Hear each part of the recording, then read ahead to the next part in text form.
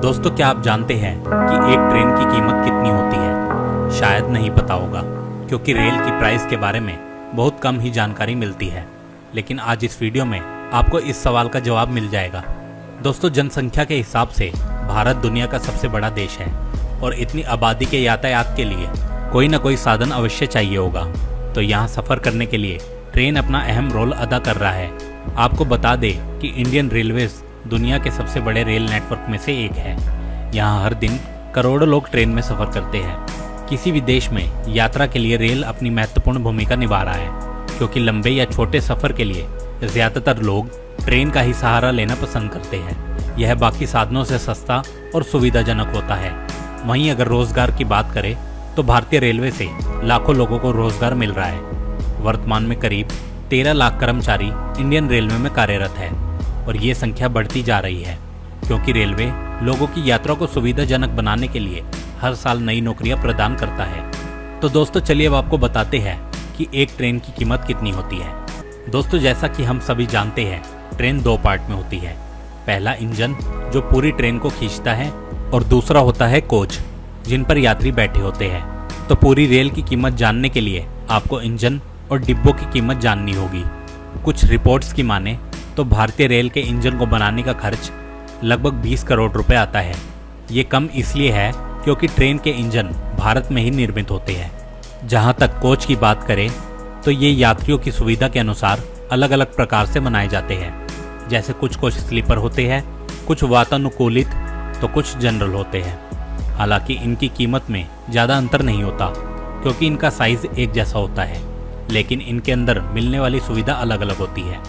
एक कोच को बनाने की लागत 2 करोड़ रुपए से अधिक होती है। एक्सप्रेस ट्रेन में अधिकतम 24 डिब्बे होते हैं। इसके हिसाब से देखा जाए तो 24 डिब्बों की कीमत 2 करोड़ प्रति कोच के हिसाब से 48 करोड़ होती है। वहीं इसमें इंजन की कीमत जो 20 करोड़ है, इसको जोड़ दिया जाए तो एक्सप्रेस ट्रेन की कीमत 68 करोड़ रुपए हो जाती है। इस तरह एक सामान्य या फिर एक्सप्रेस ट्रेन को बनाने का खर्च 50 करोड़ से लेकर 100 करोड़ के बीच आता है। तो दोस्तों, अब आप जान गए होंगे एक ट्रेन की कीमत कितनी होती है। भारतीय रेलवे नेटवर्क कितना बड़ा है, इसका अंदाजा आप इसी बात से लगा सकते हैं कि यहाँ एक दिन में जितने यात्री सफर करते हैं, उतनी तो ऑस्ट्रेलिया जैसे देशों की कुल आबादी है। क्योंकि भारत की जनसंख्या बढ़ती जा रही है, जिसे देखते हुए रेलवे अपने नेटवर्क को और भी बढ़ाने का प्लान कर रहा है। आने वाले समय में हमें इंडिया में और भी अच्छी ट्रेन्स में सफर करने का मौका मिलेगा। दोस्तों, चलिए अब आपको बताते हैं कि भारत में कुल कितनी ट्रेन्स है। कुछ रिपोर्ट्स की माने तो भारत में कुल 12,617 पैसेंजर ट्रेन्स है। इनके अलावा इंडिया में टोटल 7,349 मालगाड़ी है। क्योंकि देश में अब नई ट्रेन्स बनाने का काम लगातार चल रहा है, ऐसे में आने वाले समय में हमें इनकी संख्या में बढ़ोतरी देखने को मिलेगी। भारतीय ट्रेनों को भी आधुनिक टेक्नोलॉजी से लैस किया जा रहा है। भारत में मौजूद हजारों की संख्या में रेलगाड़ी हर दिन देश के करोड़ों लोगों को सफर कराती है। आपको बता दें कि ट्रेन की लंबाई के हिसाब से इंडियन रेलवे विश्व का चौथा सबसे बड़ा नेटवर्क है। अब आप जानना चाहते होंगे कि इंडिया में ट्रेन के ट्रैक की कुल लंबाई कितनी है, तो आपको बता दें कि भारत में ट्रैक की टोटल लंबाई 67,368 किलोमीटर है। इतनी दूरी को कवर करने के लिए रोजाना हजारों ट्रेन सफर करती है।